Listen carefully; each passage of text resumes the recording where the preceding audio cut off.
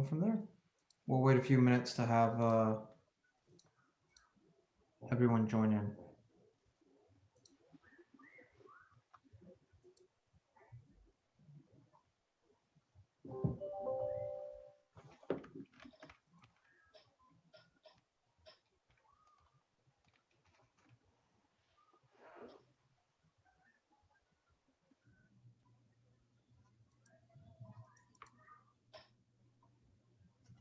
All right. I want to thank those attendees who have logged in and are waiting to hear from our researchers.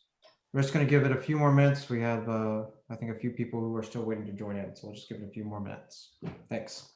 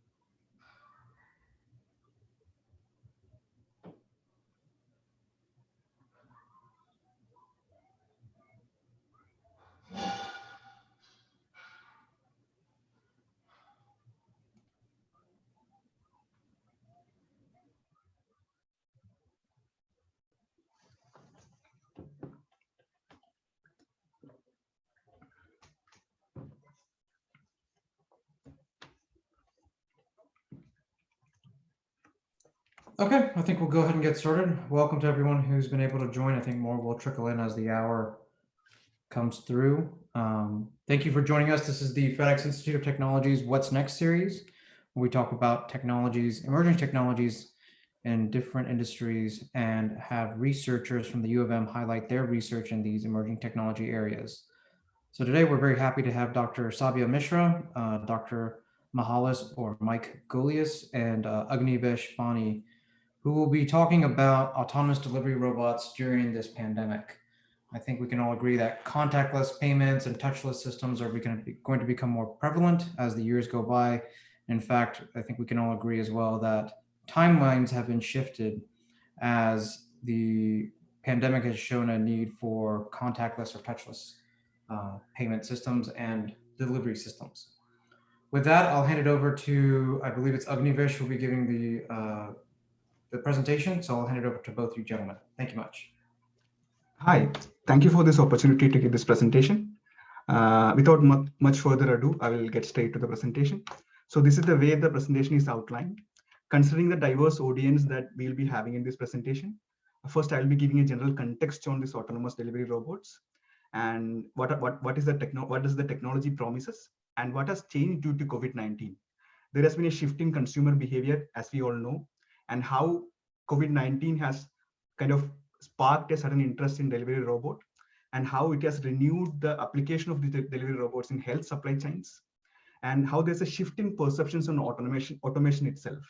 And then I'll be giving a brief background on the delivery robots and as well as the case studies. How does it work? What are the existing regulations in place? What is the deployment status?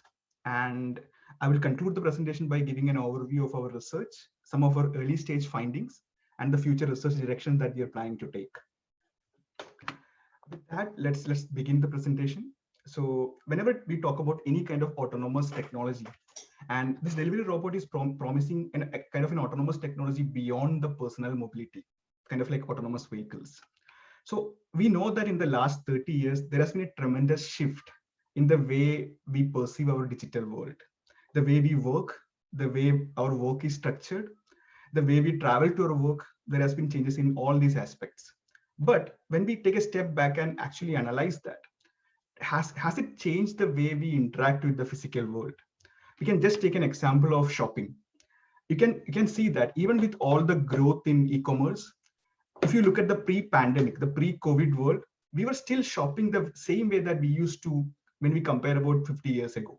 Even with all the growth in e-commerce, the total percentage share of e-commerce was only about 11% before the pandemic. So that means that about 89% of the commerce was still performed locally before the COVID-19. Now, has COVID changed the way we interact with the physical world, and how does this delivery robot comes into play?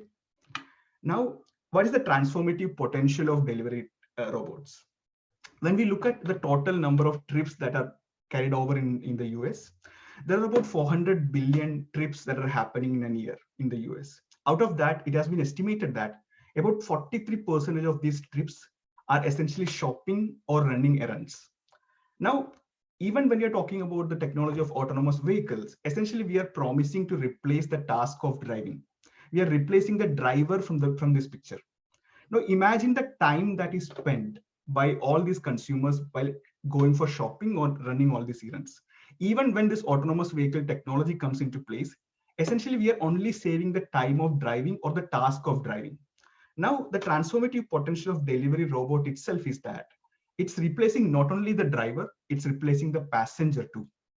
Essentially, we are replacing the task of shopping. We are eliminating the need of shopping trip itself. So it's an incredible opportunity to give time back to those people who could use it for better things, who can use it for much more productive things which are helpful for their well-being. So needless to say that it has a lot of societal and economic benefits, and that's why there has been a lot of interest in delivery robot as a technology. Now, the growth in this technology has kind of coincided with the changes in COVID-19. Now, what has happened is that now, even with last 2 decades of growth in e-commerce, whatever growth has been possible over the last 2 decades has happened in this just one pandemic year. It's kind of like compressing the whole growth of 2 decades into 1 year. If you look at the change in sales for all the major e-commerce categories, ranging from e-commerce or grocery, or this restaurant delivery, or just general merchandise, you can find growth up to 300% in many of these categories.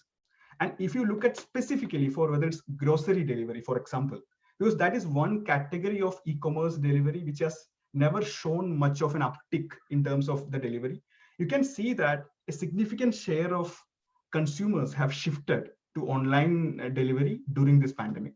You can find the same trend in the case of food delivery as well, as you can see in these graphs. So consumer habits, whether we like it or not, are changing in ways that may well endure beyond COVID-19. So a recent survey had found that about 43% of the consumers who have started shopping online would like to continue shopping online even after the pandemic, even after all the perceptions about this COVID-19 virus is out of the picture. So what is happening is that all the delivery services are quite strained to meet this demand. Now, even when you look at a service like grocery delivery, which was never, much of a share in the terms of total final last mile delivery, it has been found that about 70% of the consumers who have started to shop online kind of like the idea of this online delivery because it enables them to schedule their deliveries. So it can help them to have regular or weekly deliveries for a fixed set of essentials in their case. So there has been a significant shift in the consumer habit itself. Now, if you look at the consumer perception, this COVID-19 has been driving a robotics adoption worldwide. And this ranges from delivery to health, warehouses, tourism, and the applications are almost infinite. Now, if you look at a book which talks about automation about 3 years back, it's a very popular book by Yuval Noah Harari, in which Dr. Harari gives about 21 lessons for the 21st century. And he kind of outlines the future of automation and what does it mean for the future of work. Now, there's a very interesting quote that given by Dr. Harari, which he mentions that time is accelerating in our current decade.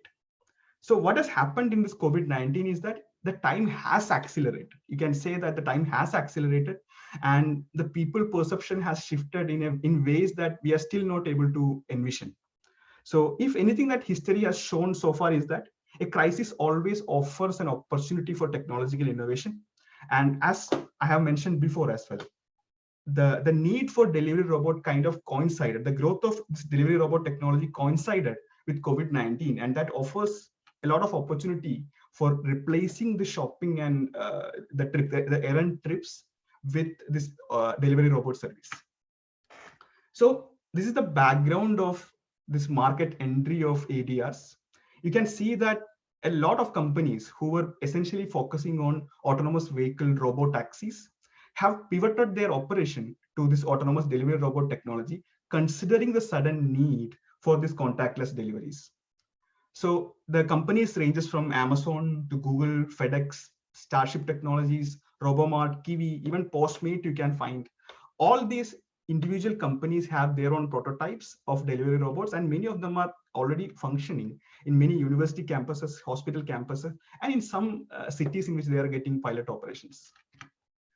So just to give an overview of this delivery robot and how it is replacing the status quo.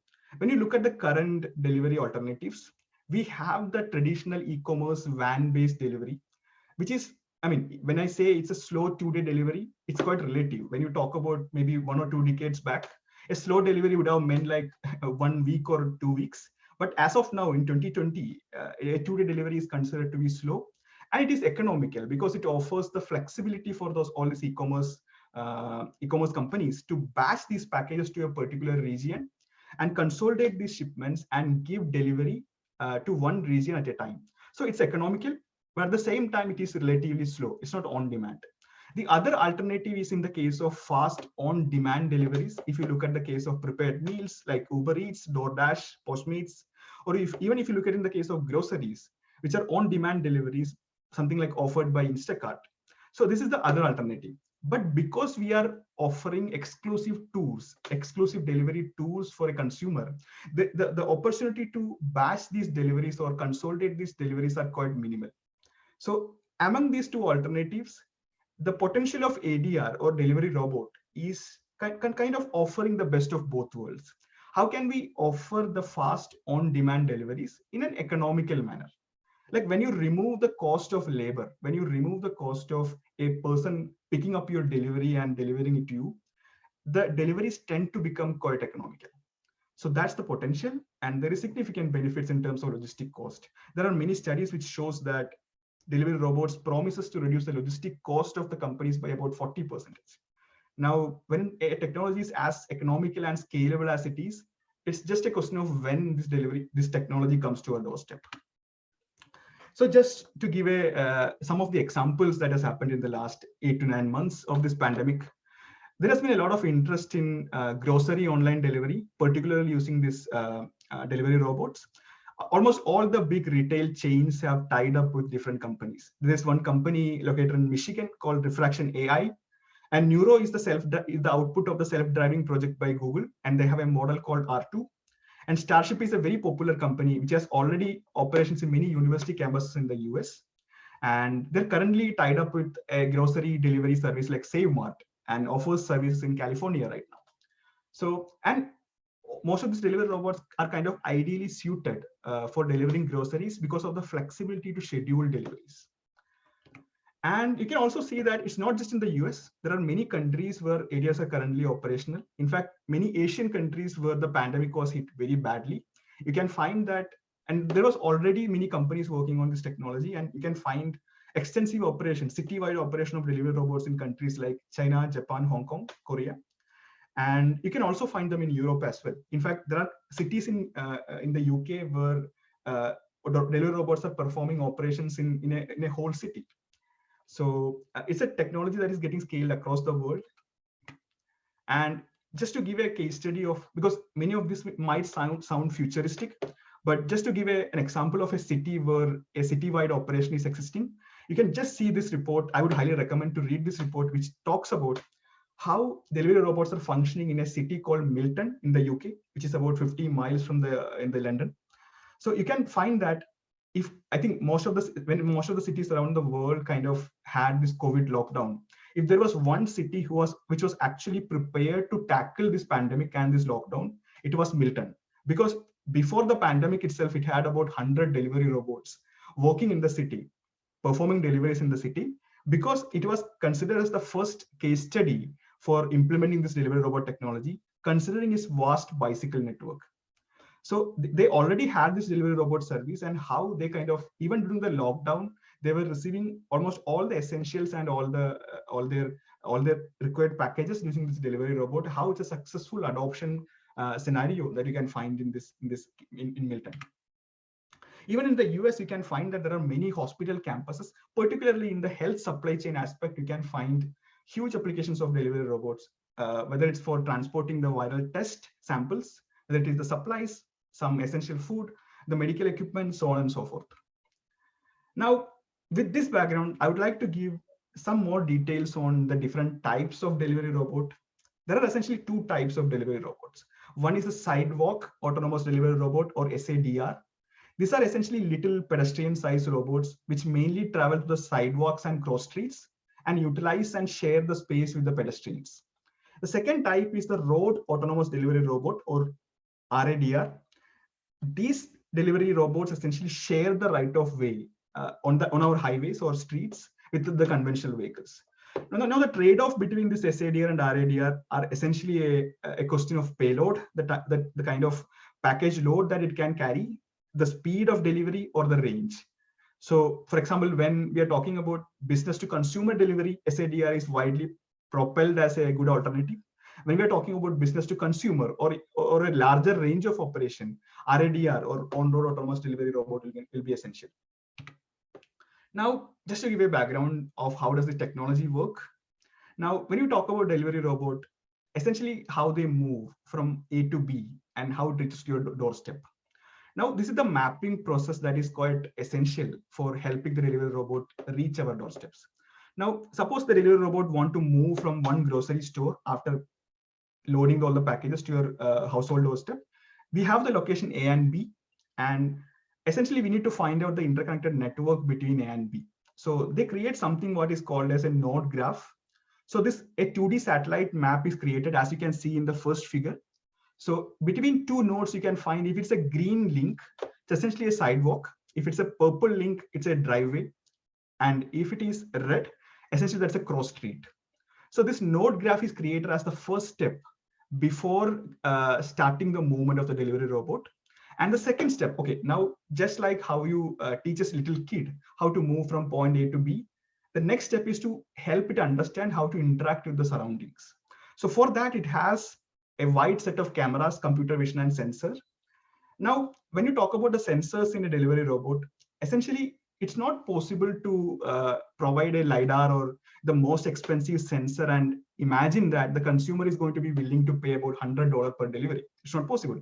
So the engineering reality that we need to provide is something like how, with low computational resources, can you get the same kind of performances? So it's an engineering challenge which they have succeeded in. You can find that with just by using this computer vision, it interacts with the surroundings, mark different guideposts in the surroundings, store this data, and by compiling both this information, whether it's node graph or guidepost, they create a unified three-dimensional map. And before serving a new delivery area, multiple delivery robots will be used to enhance this unified 3D map. And the last step is the physical mapping process. For example, how wide these sidewalks are, what are these safe zones. As you can see in this GIF file here, it shows how delivery robots assess the different aspects of a sidewalk and before they move. So essentially, this mapping process is quite essential for the performance of these delivery robots. However, even if you develop a three-dimensional map, it's very important to mention that the world around is not static, unfortunately. So even if you have a well-developed, robust three-dimensional map, there are going to be daily, weekly, and seasonal changes in the landscape. There are going to be constructions and renovations in the neighborhood. For example, a tree can be cut down, blocking the sidewalk. Now, how does ADRs account for this dynamic nature? So essentially what it means is that with each delivery tour of the delivery robot, the map, the unified 3D map needs to be updated. So that without keeping the map up to date, the promise of safety will be questionable. And there are many instances in which the delivery robot needs a fleet supervisor, because as of now, even if you mention them as the autonomous delivery robot, it's possibly a remote assisted delivery robot. By saying that, what I mean is that there are some tele operators or fleet supervisors required just on standby mode. In case if some kind of help is needed for the delivery robot, they will take care of they will manually override the controls and help them navigate the situation. So just as all of us are worried about the kind of the lack of job opportunities because of this delivery robot, there are some new opportunities coming up as well. For example, fleet supervisor is a prominent new job title that has come because of the advent of delivery robots. Now, just to give an overview of the computational backend as well, there are a lot of computation that goes behind this technology, whether it's object detection modules. But for example, when you get an image, the delivery robot has to understand what they need to classify what kind of object it is, whether it is a sidewalk, whether it's an object. Because when you talk about any kind of autonomous vehicle, the traffic is more or less structured. When there is lane discipline, the traffic is structured and vehicles behave predictably. There is limited directional changes. But when you talk about these delivery technology, it is sharing the space with pedestrians. And as we know, humans frequently stop abruptly. They meander and they do not give out signals. You cannot expect a signal light when a human being stops. So it need to be able to deal with this kind of unprecedented changes that you see on a sidewalk. For example, a human being may be walking the sidewalk using a dog. Now, all these different type of uncertainties need to be accounted for. And it has a very robust neural network module, which takes care of these kind of uncertainties and providing the required outputs. Now, as we know, when they are coming to our sidewalks and starting the operation, the important question is, what are the regulations? Now, as of now, there is no federal guideline or federal regulation for it. It varies from state to state. Now, when you look at majority of the states, there's a weight limit that is currently forced upon this technology. It cannot weigh beyond 80 pounds. It cannot move faster than about 10 miles per hour. The idea is that it should not behave any different from a pedestrian. It should not weigh, it should not be bulky. It should not move any faster than it creates any kind of incidents in the sidewalk. And it should follow the pedestrian laws as well. There are increasing concerns about sharing the space with these delivery robots. And there needs to be operational controls as well. For example, any kind of conflicting situation, it needs to emit piercing alarms when in conflict with any kind of situation. It needs to emit headlights during late evenings. There needs to be sudden brakes. There needs to be manual control as well. Now, there are legal considerations for that, and there are insurance concerns as well. Now, whatever I have discussed so far, it's about the sidewalk autonomous delivery robot. Now, when we consider the road autonomous delivery robot, now they are considered equivalent to a automation level 4 or 5 in the case of an autonomous vehicle, an autonomous passenger vehicle. So whatever regulation is applicable for an autonomous level 4 passenger vehicle, it's applicable to the delivery robot as well, if it is an RADR. And as of now, it's mandatory to have constant monitoring. And it is also mentioned that the fleet operator or fleet supervisor who is controlling the technology device remotely must have a driver's license as well. There needs to be an insurance policy for each ADR, and there should be a manual override feature as well. Now, there has been only one state which has given permit, which is a rare permit to perform these operations in the US. That's in California. And the Google's self-driving technology, basically Neuro, they were given the permit to operate on the public roads of California, and they have gotten the exemption from the US Department of Transportation.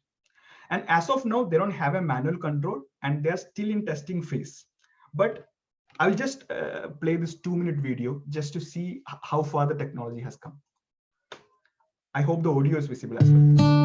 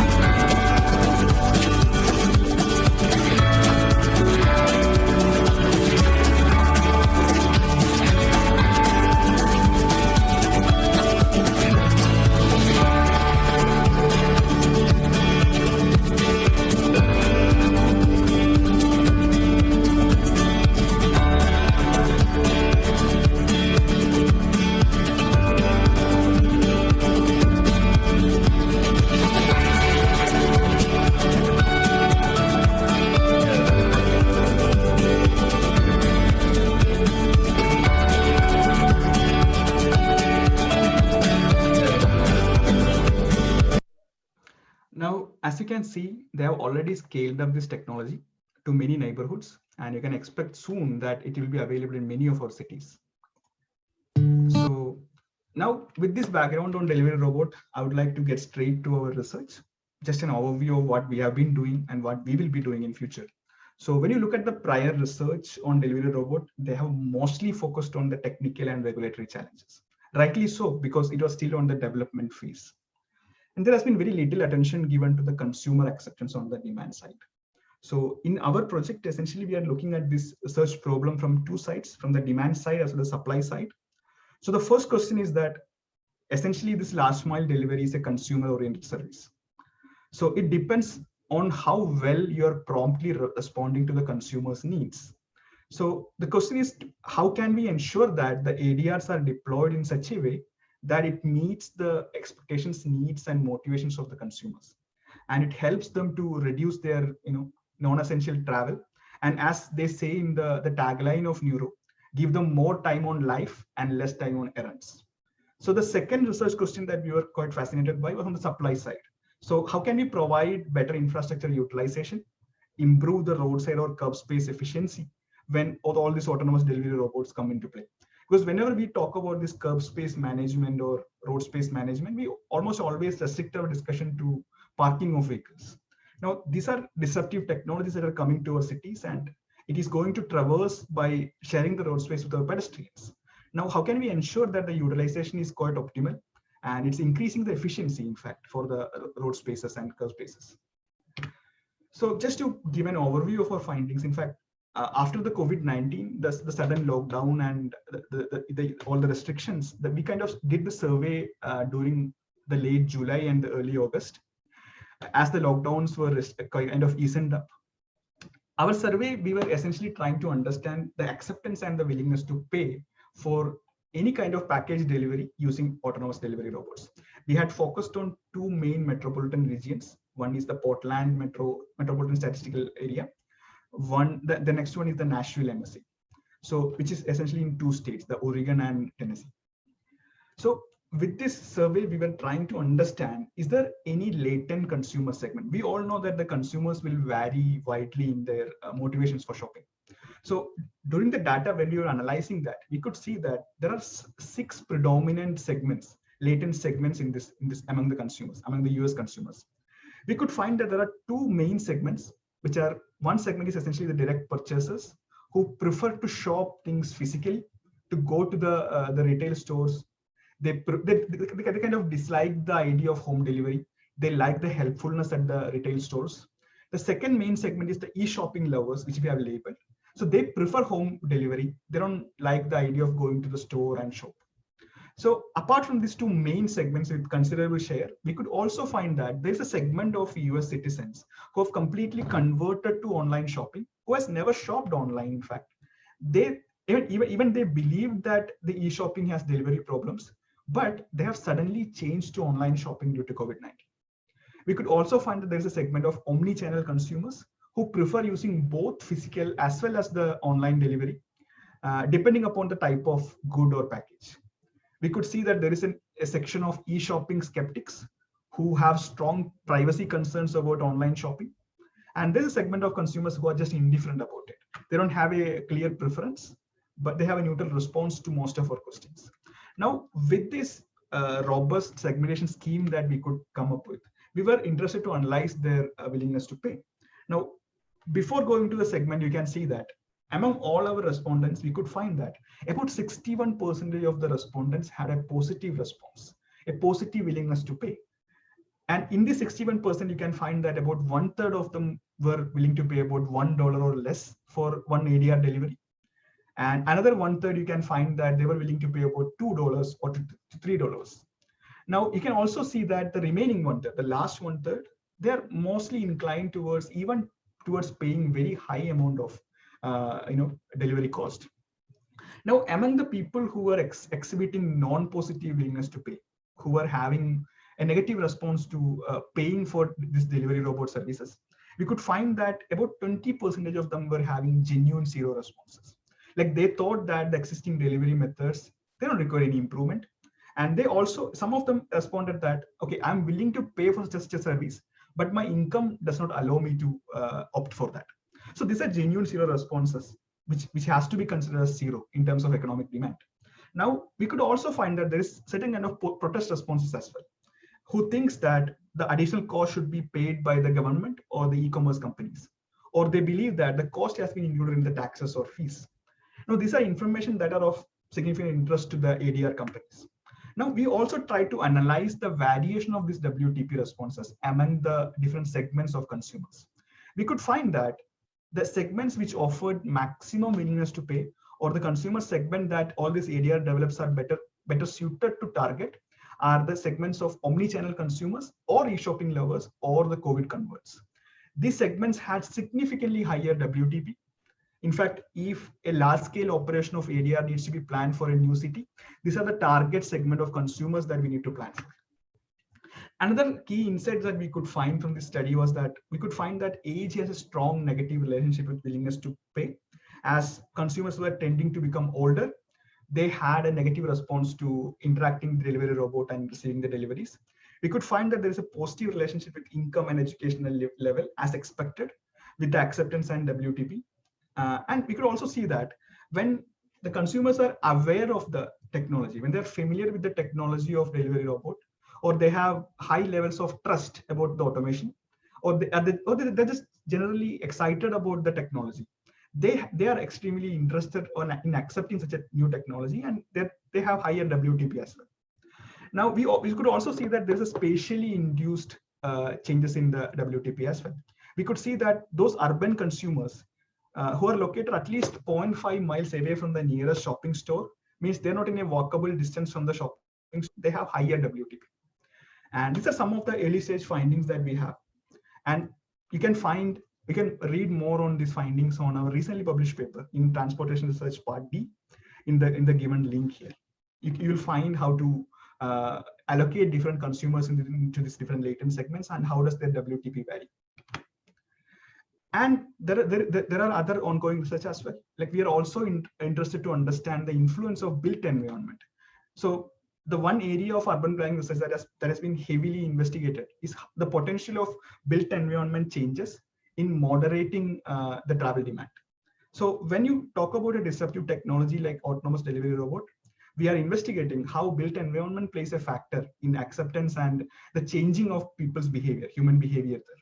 We're also interested in how consumer perceptions vary about ADR capabilities and how do they think about alternative subscription models. We're interested in forecasting their adoption levels, so on and so forth. Now, there are other directions that we are planning to take in future. We are also interested to see, it's not just the delivery robot technology that is coming in the last mile. It's of an interest to several types of technological interventions. For example, delivery drones, electric vans. So when a consumer is offered by different types of alternate delivery methods, how do they choose? Now, for a city or for a carrier, what is the optimal fleet mix that he can plan for in terms of cost, in terms of fuel efficiency, different type of parameters? And we're also interested in the infrastructure adjustments, the supply side adjustments, whether it's at the curbside or sidewalk. And we are interested in developing different delivery models that a carrier can adopt when they're thinking of implementing these different technological interventions. So this research has been funded by the Freight Mobility Research Institute. It's a Tier 1 University Transportation Center funded by US Department of Transportation. And this research is mainly carried out by Dr. Mishra and Dr. Golias, who are the main architects of this project. And there are other collaborators from the Portland State University, as well as the Florida Atlantic University. You can find more details on these projects in the website of CTIR, which is given in this slide. And I'll be very happy to take any questions that you have. Thank you.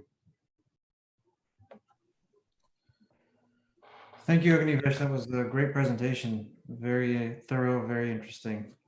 We will take any questions any of our attendees have, whether that's in the chat function or the Q&A function. Feel free to ask away if you do have any questions. We'll wait for a minute or so. In the meantime, I will say, if it's okay with Dr. Mishra and Dr. Agnivesh, that we'll be posting this recording and hopefully the presentation as well on our website, which is memphis.edu/FedEx, and then you can be linked from there. Um, I did have a question for both you and Dr. Mishra, if you're willing to entertain me. Obviously, like I said in the beginning, and like you were showing data that suggested that the adoption of using willing to pay or using, autonomous delivery robots is obviously increasing or has been sped up due to the COVID pandemic. Has there been any data to show that, okay, now that cities are opening back up, I know quite a few are going back into lockdown or into a tiered lockdown. Is there evidence to suggest that this small kind of spike we saw, back in the early spring into the summer has now gone back down, or did that demand level stay the same regardless of time frame? Now, in terms of shopping pattern and consumer spending, there has been studies which tells that while after the lockdown restrictions has been lifted up, there has been a kind of a shifting back to the old normal in terms of shopping patterns. But we are more interested in how the perceptions on this delivery robots change now as time passes. As possibly when you talk about maybe next year, when we are possibly when there's a vaccine available. Yeah. Is there going to be similar kind of interest on this technology? Something quite a fascinating question to look at. Yeah, that is such a fascinating question. Doesn't look like we have any questions in the in there. Is there anything else you'd like to say, either yourself or Dr. Mishra would like to say? I think we can wrap up the session here fairly soon. Was there anything else you guys would like to add in terms of your research, kind of what the future holds for this industry, anything like that? Yeah, Rami, Sabya here. What I would like to add to the excellent presentation that Agnivesh made is that we're working on a number of fronts now. So what Agnivesh presented is mostly on the demand side in terms of who are willing to adopt, how companies can price their deliveries, which we see on Amazon pricing deliveries right now, what Amazon does in terms of regular shipping or prime-based shipping or expedited shipping. Similarly, various types of membership fees will come up from delivery robots. Those are all demand side aspects. We're also looking at the supply side aspects as well, which would be interesting to public officials, like, for example, a Department of Transportation or a city, that they need to provide infrastructure for the vehicles to operate on roadways. So there needs to be a collaboration from the vendors who are operating autonomous delivery robots on the roadways versus the government officials who are providing the infrastructure for them to operate. So those are some of the things that we're exploring right now. What is kind of the feeling? Is it as you said, older generations are a bit more hesitant to see sidewalk delivery vehicles or autonomous road delivery vehicles? Is that hesitation still prevalent amongst the government officials, whether at a local, state, or federal level, or more and more saying, well, we understand where this technology is going, this from a safety aspect, from a legal aspect, and being more willing to allow more or issue more permits, I guess, in this case? Is that happening more and more, or is it still, it's like, let's just wait and see until the technology is more advanced? Yeah, so we have seen this kind of resistance towards the new technology from people with older age.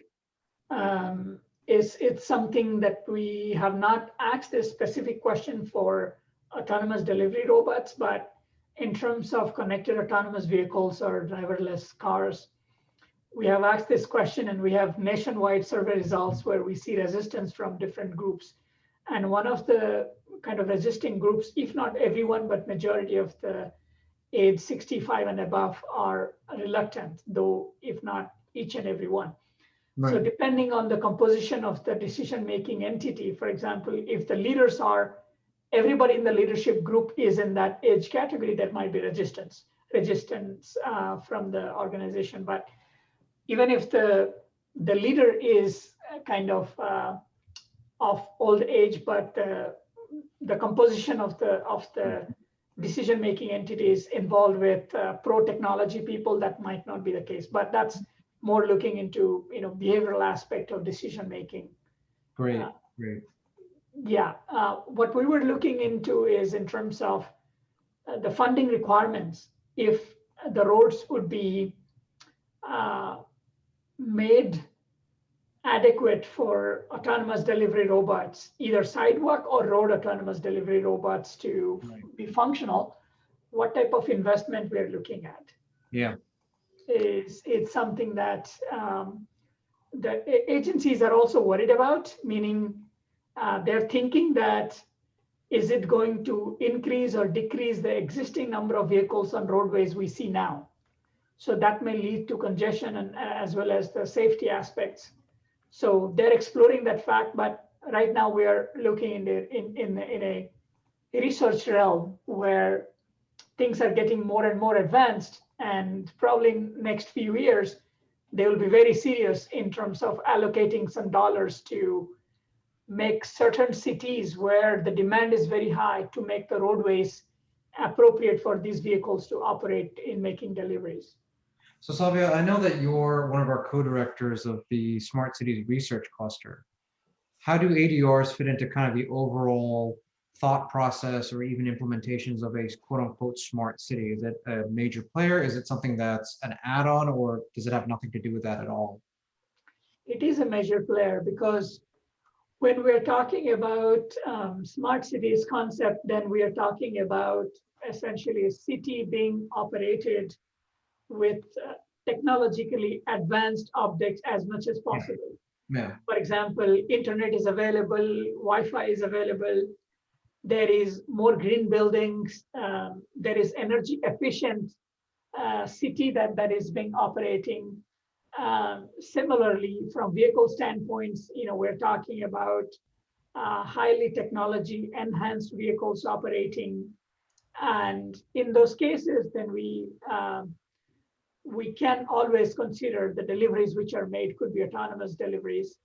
And they are definitely part of a smart city concept. If we see the cities where autonomous delivery robots are being operated, Mhm. are in Phoenix, in Portland. So it's essentially those cities are metropolitan areas. So they Yeah. are definitely in the realm of smart city concepts.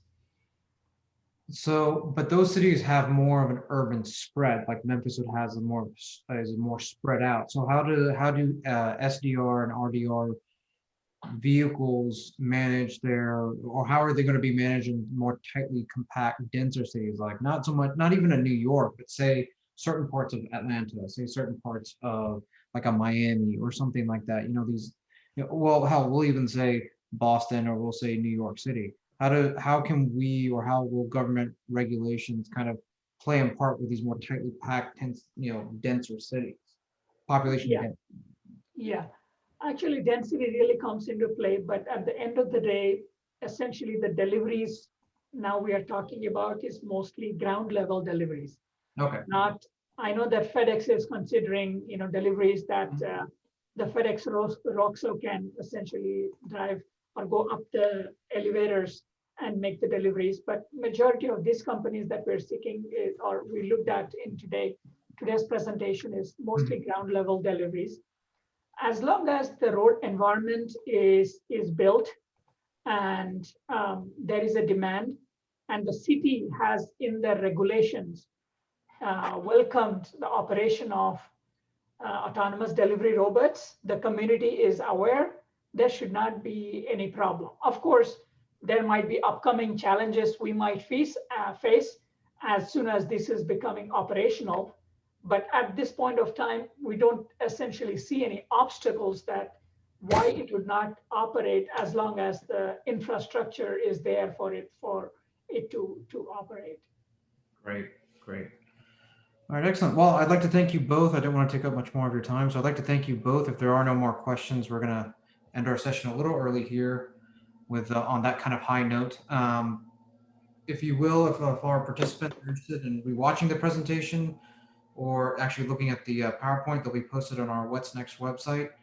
The Institute is hosting a series of talks into December with Dr. Ranganathan Golapal Krishnan on December 1st. We'll talk about his research. And then